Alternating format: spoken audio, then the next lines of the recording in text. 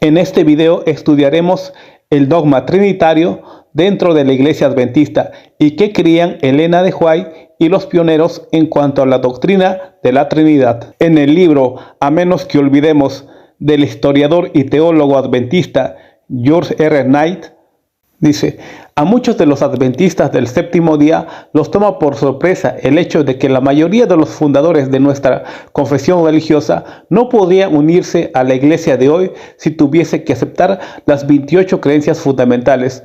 Para ser más específico, habría rechazado la creencia número 2 sobre la Trinidad, porque eran antitrinitarios. Habrían rechazado la número 4 acerca del Hijo, porque sostenían que el Hijo no era eterno, y habían negado la número 5 sobre el Espíritu Santo, porque para ellos el Espíritu era una fuerza y no una persona. Página 287. En la primera declaración de las creencias fundamentales de la Iglesia, ésta aceptó la Trinidad en 1931. Eso no significa que todos estuvieran de acuerdo. Hubo baches antitrinitarios que permanecieron hasta la década de 1940, pero para 1950 la Iglesia en su conjunto compartía la misma opinión sobre la Trinidad. Página 292. Aquí vamos a resaltar algunos puntos. Número 1. ¿Qué creían los pioneros acerca de la Trinidad? Jaime White: como errores fundamentales podemos clasificar junto al falso sábado otros errores que los protestantes han arrastrado de la Iglesia Católica, tales como la aspersión para el bautismo, la Trinidad, la conciencia de los muertos y la vida eterna en tormento. La masa que ha sostenido estos errores fundamentales sin duda lo ha hecho en forma ignorante, pero puede suponerse que la Iglesia de Cristo seguirá adelante con estos errores hasta que las escenas del juicio irrumpan sobre el mundo. No lo creemos. Esta doctrina, la Trinidad, fue traída a la Iglesia al mismo tiempo que se empezaba a adorar imágenes, a observar el día del sol. Pero es la misma doctrina babilónica remodelada. Necesitó aproximadamente 300 años desde su introducción hasta llegar a ser la doctrina que es ahora. Comenzó aproximadamente en el año 325 después de Cristo y no fue completada hasta el año 681. Fue adoptada en España en el año 589, en Inglaterra en el año 596, en África en el año 534. El capitán Joseph Bates: ellos, refiriéndose a sus padres, abrazaron algunos puntos de fe que yo no podía entender. Solo nombraré dos: la forma de bautismo y la doctrina de la Trinidad. Con respecto a la Trinidad, concluí que era una imposibilidad para mí creer que el Señor Jesucristo, el Hijo del Padre, era además el Dios Todopoderoso, el Padre, uno y el mismo ser.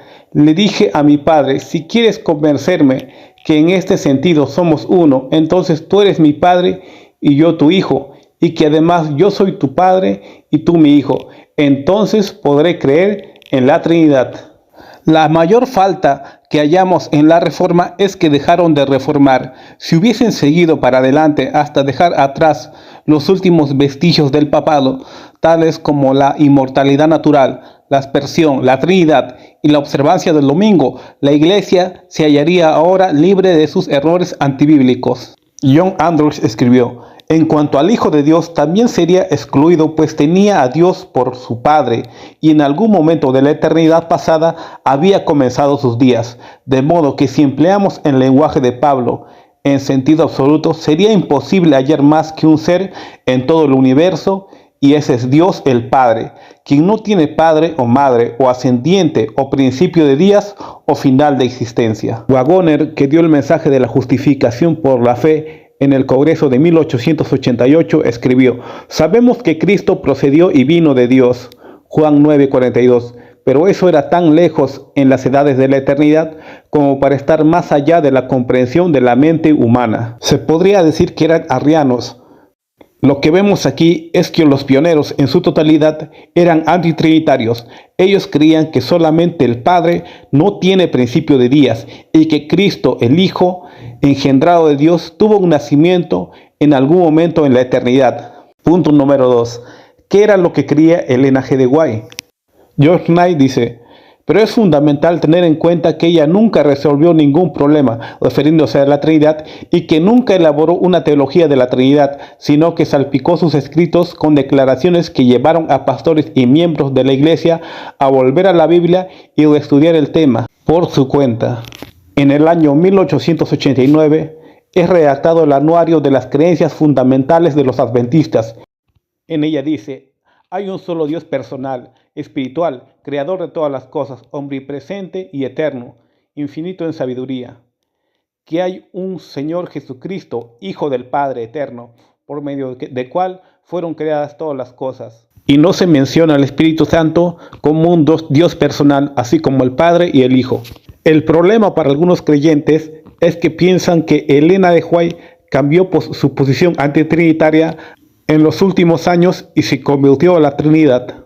En Testimonios para la Iglesia, tomo 8, ella escribió: nadie intente derribar los fundamentos de nuestra fe, que fueron colocados en el principio de nuestra obra, por el estudio de la palabra acompañada de oración y por las revelaciones. Sobre este fundamento hemos edificado durante los 50 años que han transcurrido. Los hombres pueden suponer que han encontrado un camino nuevo y que pueden colocar un fundamento más sólido que el que se colocó, pero es un grave engaño. Ningún hombre puede colocar otro fundamento que el que ya existe. Estos fundamentos a los que se refiere son las creencias de los adventistas que ya se habían colocado en 1889.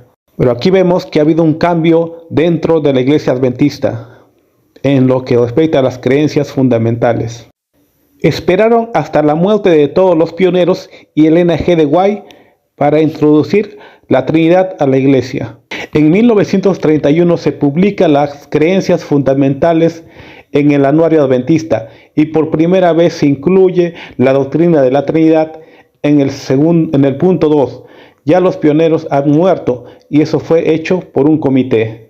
La Trinidad fue introducida en la Iglesia Adventista por Kellogg en sus enseñanzas panteístas, a las que Elena G. de White hizo frente. Me siento impulsada a hablar negando la pretensión de que las enseñanzas de Living Temple pueden ser apoyadas por declaraciones de mis escritos. Quizás haya en este libro expresiones y opiniones que estén en armonía con mis escritos, y quizás haya en mis escritos muchas declaraciones que, tomadas aisladas e interpretadas de acuerdo con el modo de pensar del autor de Living Temple, parecían estar en armonía con las enseñanzas de este libro. Esto puede dar un apoyo aparente al acerto de que las opiniones que hay en Living Temple estén en armonía con mis escritos, pero no permita a Dios que prevalezca esa opinión. Pocos pueden discernir el resultado de fomentar las falsedades defendidas por algunos en este tiempo, pero el Señor ha levantado la cortina y me ha mostrado el resultado que se producirá. Las teorías espiritualizadoras acerca de la personalidad de Dios, seguidas hasta sus conclusiones lógicas, destruirán todo sistema cristiano. Esta apostasía alfa, la omnipresencia panteísta, eran teorías espiritualistas acerca de la personalidad de Dios, a lo que lo definió. Hasta donde yo puedo ver la dificultad encontrada en Living Temple, todo puede ser resumido en esta pregunta: ¿es el Espíritu Santo una persona? Usted dice que no, pero yo supongo que sí, por la razón de que la Biblia dice el pronombre él es usado cuando se habla acerca del Espíritu Santo.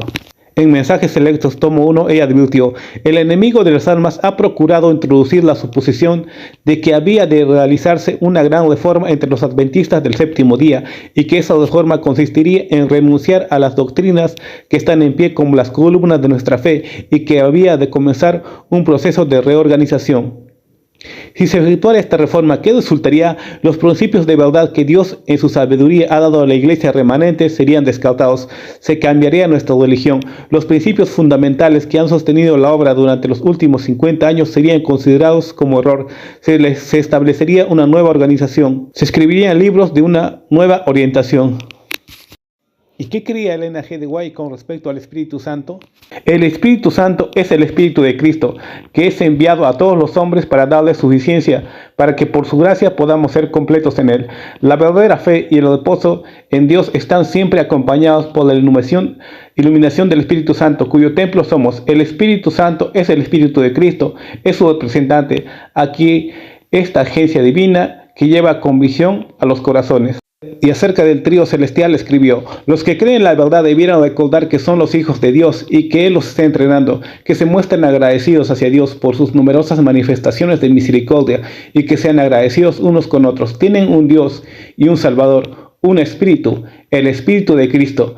Debe producir una unidad en sus filas. Estorbado por la humanidad, Cristo no podía estar en todo lugar personalmente, por lo tanto convenía a sus discípulos que los dejase y fuese al Padre e enviase al Espíritu Santo como su sucesor en la tierra. El Espíritu Santo es el mismo despojado de su personalidad humana e independiente de ella. Él se representa a sí mismo como presente en todos los lugares por su Santo Espíritu, como el omnipresente. El Espíritu Santo es la omnipresencia de Cristo en nuestros corazones.